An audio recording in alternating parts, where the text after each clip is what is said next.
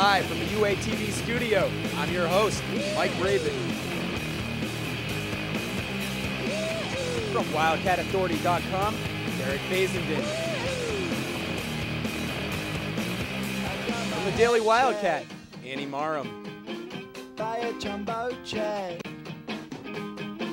It wasn't easy. And from Camp Radio's sports director, Zach Clark. This is the Dorm Room Sports Check. What's up, Wildcats? Tonight, how the basketball team responds after their second loss of the season, plus a catfight on ice. Find out if the hockey team could take down the top-ranked Ohio Bobcats. But first, Arizona outlasts Louisiana Lafayette 45-37 in the final showdown of the season last Saturday. Nick Foles throwing for 352 yards and 3 touchdowns, 2 of which that went to Jaron Kreiner. Cats finished the season with a 4-8 record. But some even bigger news leaving the university buzzing. Greg Byrne introduces a new Arizona football coach, 48-year-old Rich Rodriguez. This past year, Rich Rod worked as an analyst for CBS Sports. Previously, he coached at Michigan, but his most impressive resume builder, a 60-26 record at West Virginia from 2001 to 2007, winning 4 Big East Conference championships. Now, Annie, is Rich Rodriguez the best hire for the University of Arizona football program, or are there other coaches out there that might have made a better fit? Well, I think there's always going to be the what if we hired someone different, but what's done is done, and Rich Rodriguez is here, and from what I've seen so far and what I've heard from him, I think it's now just up to him to, prove whether he is the best fit or not. Well, I mean, if Arizona wanted a guy that had won conference championships and had played in BCS games, they've got him. So I think at this point, he might have been the best fit for them. I think when you look at West Virginia, much more similar than what they had at Michigan. Yeah, I think, like you said, Zach, I think Arizona's no Michigan. I think you have that. Understatement. Yeah, well, just saying. You've got Matt Scott. You can compare him to Pat White a little bit with the same offense, with the spread offense and stuff like that. But you look at other schools now, UCLA and ASU. They're now scrambling to find a coach now, which, quite honestly, there's not a lot out there. So I think a great fit for Arizona. And now, Derek, we've seen what he's done at West Virginia. You guys just talked about it. He had some troubles at Michigan. But how can Rich Rod redefine his coaching career by coming to the U of A? Well, I think a lot's going to have to do with the staff he surrounds himself with, and that's going to be coming up in the upcoming weeks here. Because I think a lot of it, whatever sport is, especially in football, a lot of it comes down to recruiting. And I think when you're an East Coast guy coming to the West Coast, you're going to need to establish a lot of connections. And that's something, quite honestly, he hasn't done yet. He's working to do that. He's already put a nice face on, but now it's time to get to work and see if he can prove himself. So I think he's got some work to do. Right, and Rich Rod's going to try to keep a similar staff than what he had at West Virginia as opposed to what he had at Michigan, with the centerpiece being Castile, the defensive coordinator that did not travel with him to Michigan, but is expected to come here in Tucson. And defense is going to be should be his biggest priority. We know he's an offensive guy, but Arizona has struggled on defense this season, and amazing offenses in the Pac-12 that he's going to have to contend with. And I think his first step needs to be finding a new recruiting coordinator, since he's lost his now to Mike Leach. So I guess Mike Leach wins the first recruiting battle so far. Yeah, and I think going off what you were just saying, when you got to find guys where you can send, like, this is quite honestly, it's going to sound weird, but you have to find guys that can get you into inner cities and recruit and get you into guys' homes. Some people, you can't send some big white guy down into inner city Compton and expect to get a recruit to sign with you. That's just the reality of what it is. So the staff is going to be huge. They should be concerned with California as a whole because Rich Rodriguez has no ties to the West, and Arizona lives in Texas and in California. And if they don't continue to do that, you're going to see him drop off, I think, pretty quickly. I'm not saying that's going to happen, but it's something you have to keep in mind. And now, Zach, I want to talk about the hiring now. Social media is how this world runs pretty much. Greg Byrne, big Twitter guy. How do you feel about him introducing Rich Rod as the new coach via Twitter? I don't know. I mean, it was fine, I guess. Either way, it's going to get out, and I guess if you wanted to be Shaq retired on Twitter. I don't know. It's fine. It was a picture of Rich Rodriguez and his 2 kids and his wife, I believe, with Greg Byrne. Everybody wearing goofy smiles and Arizona hats. I think it's more than fun. That was awesome. Come on, this guy's been doing it different since day one. Yeah, and I like that. I can Twitter's respect his thing, and he's that. stuck with what his thing is. And yeah, you gotta love it. And Annie, like what you're saying, I think he's just kind of making a name for himself because he's doing things his way. And he made sure he was the one that was going to make the announcement, not anyone else. If you notice, there's a lot of speculation before, but he was the one that controlled the situation. Great PR move by him, I think. Now, Annie, based on Rich Rod's past coaching jobs, talk to me about what the UA offense and defense is going to look like next season. Well, offensively, he runs the spread option offense, which is going to couldn't be better for Matt Scott. I mean, it's a senior year, and he's a running type of quarterback. So I think offensive-wise, they're just going to have to work with Matt Scott and see how that goes. Defense is where they're going to struggle. It's where he struggled at Michigan.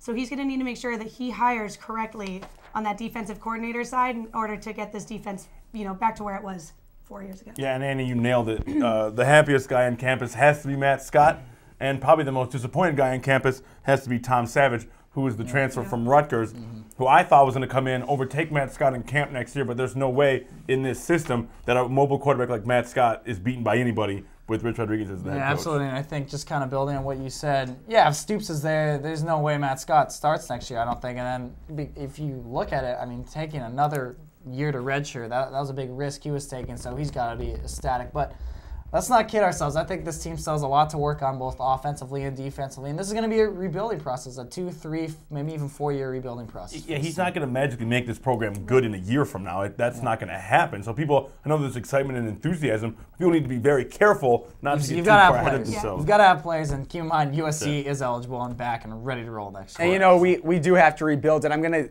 end this with you, Derek. The big question, will Rich Rod be successful at the University of Arizona? Interesting question, because what do you define as success? I think to be successful at Arizona is a lot different than being successful at the University of Michigan. So I'm going to say yes. I think my definition of success is winning maybe 1-2 bowl games.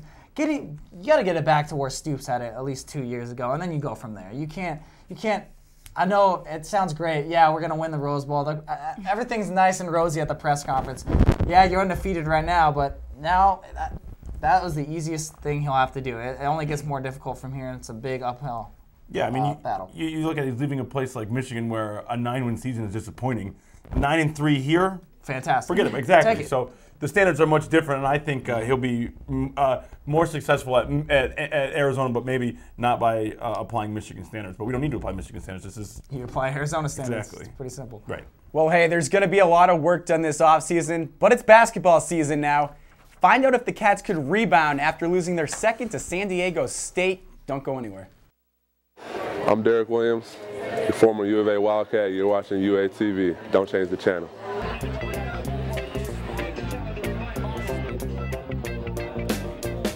The left my lead is enough of a dog. I may have fleas, but I run a yard. I see those clones looking down on me, but unlike those clones, this dog is free. Oh Lord, it's a dog's life.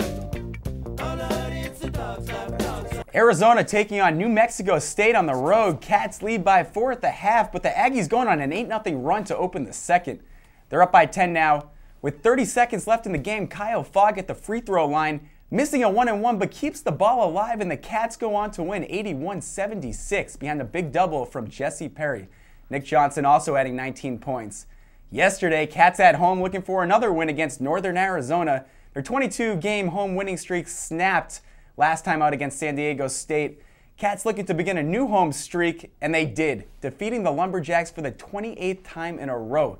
They win 53-39 behind Solomon Hill's 15 points. Now, Zach, Arizona unranked after losing to San Diego State, still not really having convincing wins. Is their youth to blame?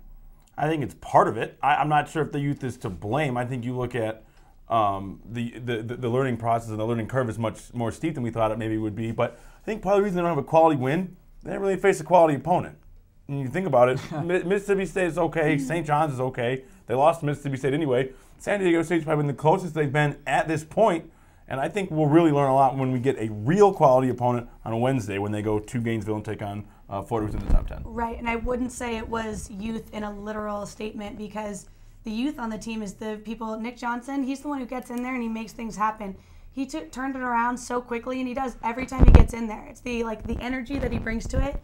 It's just something that, the older players on the team, kind of need to watch out for. Yeah, I've said it before, and I'll say it again. I think out of any team in the Pac-12, this Arizona team will improve the most throughout the season, I think. Just because I hate the statement, but it really, when it comes to the youth, it is what it is. This is a young team, and they can't do anything to help that. But I think you got guys like Solomon Hill, and you've got guys like Kevin Parham really starting to I think you see a little leadership core kind of forming here with this team. And I think, Zach, as you said, you're going to find a lot when they play a team like Florida, who just played Syracuse, very tough, and Clemson. But I think don't forget about Gonzaga on the road as well. And Gonzaga on the road. And I think that's a very, very tough stretch. If they can even get one of those 3 games, I think you've got to see that as improvement, because this is a very young team and a very weak conference as a whole. Well, you just mentioned Solomon Hill. He's averaging about 12 points and 8 rebounds a game. Annie, evaluate his performance through the first 8 games.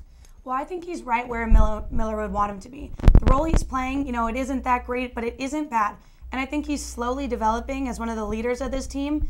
And if by, mid-season or a couple more games, especially this next 3-game stretch, we'll be able to see if he can, define that leadership role. And I think inconsistent. He's very inconsistent. He looks good against NAU. He looks, at some points, they forget that he's on the floor. And I think he's got to establish himself as a scorer and as the leader on this team. And really, part of that's on him. He's got to yell at his teammates and say, hey, get me the ball. It's okay to be assertive. And I don't see that out of him yet, at least on a full-time basis. And I think it's coming. I mean, if he can play the way he did, though, last night, look at what he did offensively with rebounding and block shots, that's just where you want him. To me, he's got to be a 10-10 guy, and he's close, but not quite there yet. And we'll see if he gets there or not. I think he'll get closer. I'm not sure if he'll actually get there, though, this year. We'll see. Okay, now, Derek, the Cats' largest margin of victory this season is 14 points, coming yesterday against NAU. Will there be a time this season when Arizona won't have to keep fighting for a win late in the second half of games? Yeah, I think there will be. And I think usually you're supposed to say the schedule will get harder as the conference season approaches. That's not so true this year. I think it's only going to get easier when conference play comes into fruition here, because the conference is not that great. A disappointing start. Yeah, you look at USC losing to Cal State Northridge. You look at UCLA starting the way they have. Arizona State lost to Fairfield, Pepperdine. Yeah, I mean, you could go on all day about this conference. So I think it's going to get easier. I think they're favored by 22 points last night against NAU. At this point in the season, they've just got to win games. They've just got to learn how to play together and win games and make sure they learn every time out. Sean Miller said it at halftime against NAU. He said, look, we're just not making shots, and we're not taking good shots. And even when we are, some of the shots that they were taking just weren't going in. So I think they're going to get better. This is a natural progression that happens. UA fans just have to be patient. Just hold on. All right, Zach, Cats are 6-2 and heading into what I think is their hardest 3-game stretch of the season. They're about to travel to number 9 Florida, come back home against Clemson, and finish off on the road against number 18 Gonzaga. What can we expect? I don't know. And I don't think anybody could know at this point. If you look at Arizona has, again, their best quality opponents have come against St. John's and Mississippi State. San Diego State was very good last year, but they lost a ton coming back in White and then, of course, in Kawhi Leonard. So I'm not sure what to expect. I think that Arizona is going to be humbled on Wednesday. They're focusing on a lot of youth. They have 3 freshmen that get heavy minutes. And these kids have never seen a game like this. They've never been in an environment like they're going to find in Gainesville against a team which is as good as this Florida team is. Billy Donovan has those kids ready to go.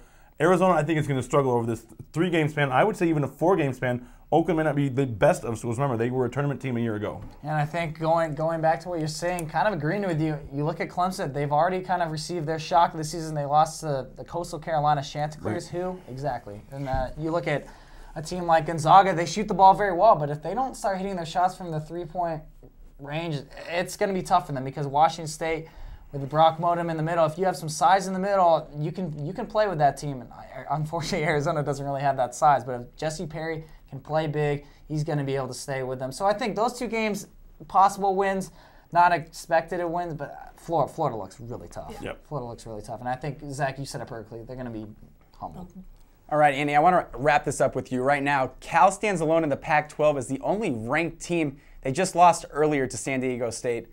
UCLA surprisingly sitting on the bottom with a 2-5 record. How good is this conference? And can Arizona come out on top? Well, I think we talked about it in the very beginning. Arizona has a great chance of coming out on top. Cal was always somebody we needed to watch out for. And no matter what UCLA records right now, their size on that team, it's something that we're going to have to go up against, and we're going to have to come to that game to play. And that's really what it is. If we can show up to these games ready to play and not, take the first quarter, first 10, 15 minutes to get ready, then I think we'll be able to, not maybe come up on top, but we'll be able to compete. I think at this point, California is probably the strongest team inside of the conference. Look at Jose Gutierrez, Alan Crabb. They are excellent, excellent players. They give Arizona fits.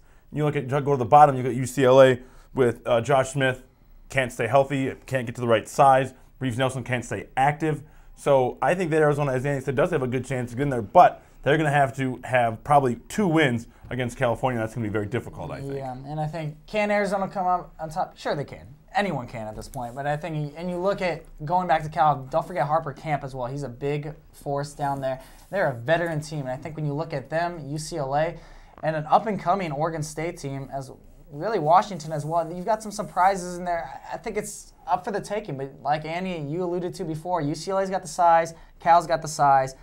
Arizona's got to start playing bigger, and it's tough to do that when you don't have the actual height down there. How do you play bigger? Arizona hasn't.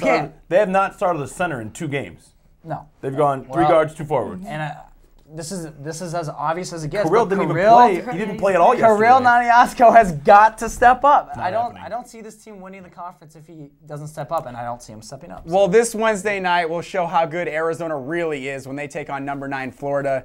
Up next, the number 20 Arizona hockey team taking on number 6 Ohio. Could they shock another top-ranked team? You'll find out when we come back. UATV 3 UATV 3 When I turn on the TV, I turn it to channel 3, cause they got all the greatest shows that I've been waiting to see. It's entertaining to me, cause it's pertaining to me and all the other Wildcats in the student body. We're broadcasting live to all the residence halls, so all y'alls in the halls, turn your TVs on to channel 3 for Sheezy, so you can see me and all the other happy people down at UATV 3. Number 6 Ohio coming to Arizona Thursday night. Not much in the first 2 periods and scoreless heading into the third. Freshman forward David Riss putting the puck in the back of the net, giving the Cats a 1-0 lead with just under 17 to play. Just 22 seconds later, Brady LaFertz with some insurance scored again to go up 2-0. Both teams down a man. The Bobcats scored, cutting the lead to 1 with 4 minutes left. But David Herman, a beast between the pipes, holding off a late surge and helping the Cats win 3-1. Derek, this is the Cats' 3rd win over a top-ranked team. Are they starting to make a case for themselves?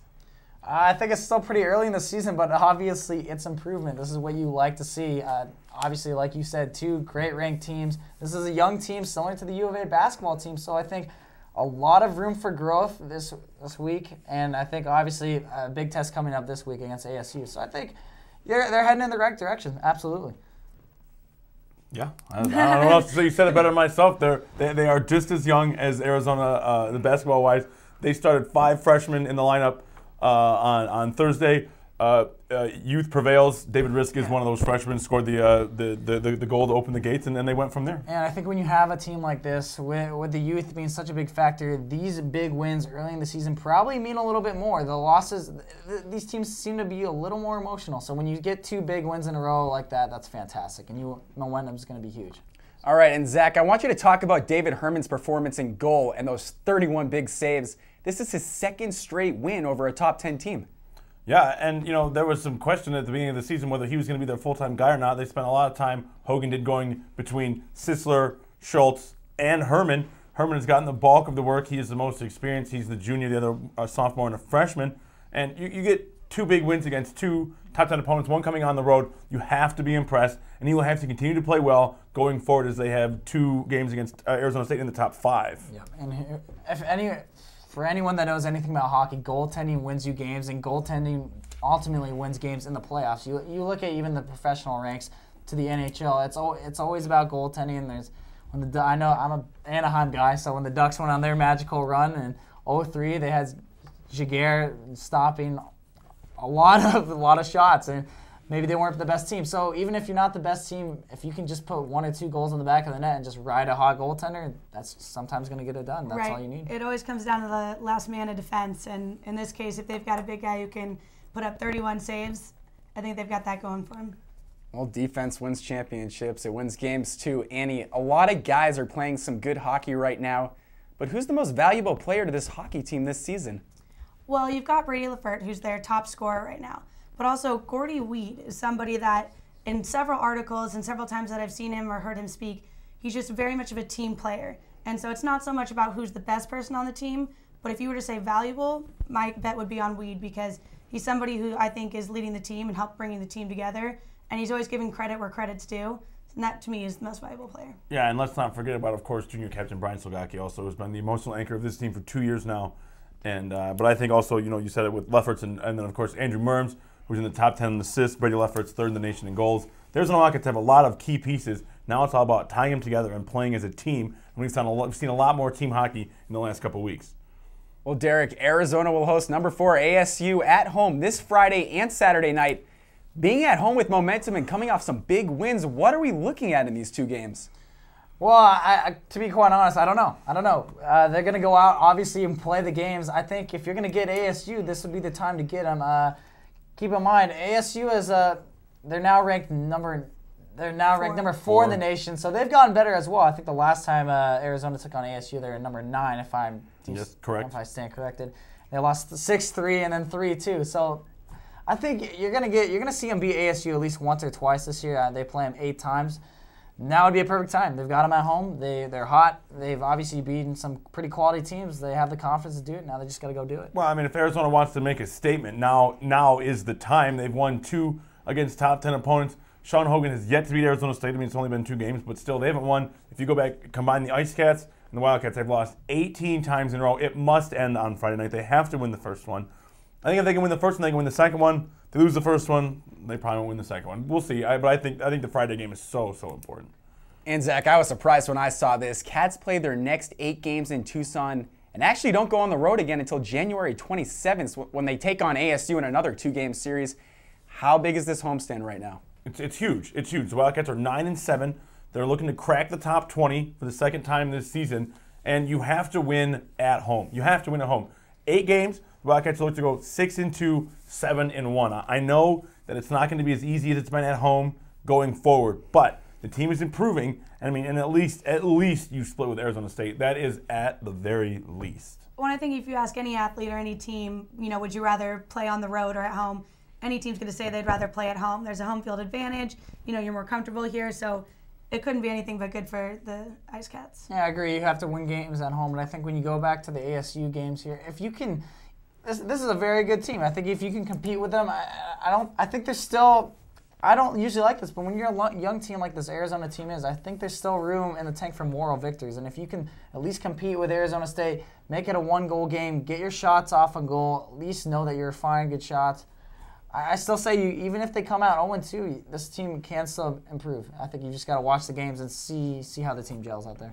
All right, well, you've heard it here. Show some support for the hockey team and bring the noise this weekend. These are big-time hockey games. Now we'll take a look at scores around the school. Men's basketball team, I mentioned it earlier, 83-76 over New Mexico State. The women's team, they lost to BYU in the beginning of the tournament, but then came back and beat Syracuse 80-74, and then showed up BYU again, 78-61. Some more scores. The volleyball team losing 3-1 to Michigan State, and that will end their season. And like we just discussed, the hockey team 3-1 over number 6 Ohio. What to look forward to next week? The men's basketball team traveling to Florida and then coming back home against Clemson. Women's basketball hosting Long Beach State, and the hockey team this weekend taking on number 4 ASU Friday and Saturday night. It's time for the final word. Each one of these analysts will have 30 seconds to discuss the topic they're choosing. I'm going to toss it up to Derek first. 30 seconds on the clock. All right, guys, it's Tebow time, baby. He's on a roll. For all you haters out there, don't look now, but the Broncos are in first place with another dramatic win over the Minnesota Vikings, and with the Oakland Raiders just getting destroyed in Miami to the Miami Dolphins. Yeah, that team. So they're bad. Tebow's getting it done. Stop drinking the haterade. Derek, you got 8 seconds. Show us the Tebow. Can you do it? Show us. Show us. Can you do it? Show us. That's all I got. That was bad. That was bad. That was I can't bad. do it. I'm not Jesus like Tebow is. Sorry. I can't do it. Walk on water. Come on. That was a good 30 seconds. Annie, try and top it right now. 30 seconds on the clock. Take it away. Well, mine is a goodbye to Sadiki Johnson. He's officially out of here. Miller gave him chances to come back, but he couldn't get it. He couldn't gel. And now, but that gives Miller some flexibility for recruiting for 2012. So the name you need to watch out for, Amadeo De La Val. He's 6'4", he's a combo guard. That's going to be the name. Everybody's going to go on Google, learn how to pronounce it. You're going to keep hearing it over and over again. I can't even spell it. That was awesome. How do you Google it without being able to spell it? We don't know that, but you know, this is you, Zach. Close it for us. All right, look. The NBA is back. Big deal. 153 days of the NBA players and owners ignoring the fans. Now on day one, I'm supposed to come back and be fine and happy with the NBA returning?